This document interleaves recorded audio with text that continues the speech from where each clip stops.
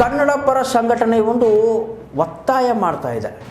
ಅದೇನು ಒತ್ತಾಯ ಎಂದು ನೀವು ಕೇಳಬಹುದು. ಅದೇನಪ್ಪ ಅಂತಂತಂದರೆ, ನಾಡದೇವಿ ಭುವನೇಶ್ವರಿಯನ್ನು ಒಂದು ಸ್ಥಾಪನೆ ಮಾಡಬೇಕು ಸುವರ್ಣಸೌಧದ ಮುಂದೆ, ಅದು ಕೂಡ ಕಂಚಿನ ಮೂರ್ತಿಯನ್ನು ಸ್ಥಾಪಿಸಬೇಕು ಎಂದು ಸರ್ಕಾರಕ್ಕೆ ಒತ್ತಾಯ ಮಾಡ್ತಿದ್ದಾರೆ. ಮನವಿಗಳನ್ನು ಕೂಡ ಕೊಡ್ತಾ ಇದ್ದಾರೆ ಕನ್ನಡ ಪರ ಹೋರಾಟಗಾರರು. ಸೊ ಅದು ಏನು ಸುದ್ದಿ ನೋಡ್ಕೊಂಡು ಬರೋಣ ಬನ್ನಿ.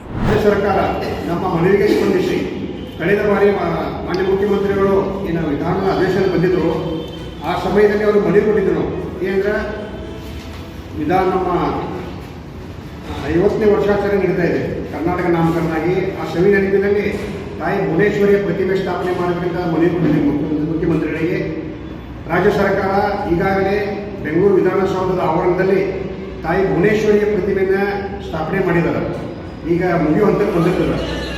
ಪ್ರಮುಖವಾಗಿ ನಮ್ಮ ಬೇಡಿಕೆ ಏನಂದ್ರೆ, ಈ ಒಂದು ಸವಿ ನೆನಪಿನಲ್ಲಿ ಏನು ಬೆಂಗಳೂರ ಮಾಡಿದ್ರಲ್ಲ, ಅದೇ ರೀತಿ ತಾಯಿ ಭುವನೇಶ್ವರಿಯ ಪ್ರತಿಮೆಯನ್ನು, ಕರ್ನಾಟಕ ಮಾತೆ ತಾಯಿ ಭುವನೇಶ್ವರಿಯ ಪ್ರತಿಮೆಯನ್ನು ಬೆಳಗಾವಿಯ ಸುವರ್ಣಸೌಧದ ಪ್ರವೇಶ ದ್ವಾರದಲ್ಲಿ ಇಲ್ಲಿ ತಾವು ನೋಡ್ಬೋದು, ಇದೇ ಮನೆ ಕೊಟ್ಟಿದ್ದವರಿಗೆ ಪ್ರವೇಶ ದ್ವಾರದಲ್ಲಿ ಮಾಡುವ ಮುಖಾಂತರ ಈಗಿನ ಭುವನೇಶ್ವರಿಗೆ ಒಂದು ಗೌರವ ಕೊಡ್ತಕ್ಕಂಥ ಕೆಲಸ ರಾಜ್ಯ ಸರ್ಕಾರ ಮಾಡಬೇಕು.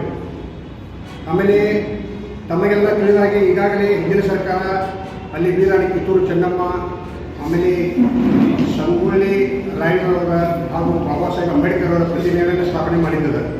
ಅವು ಅತಿ ಚಿಕ್ಕದಾಗಿ ಮೇಲ್ಗಡೆ ಇದೆ, ಯಾರಿಗೂ ಕಾಣೋಲ್ಲ ಆ ರೀತಿ ಅದ.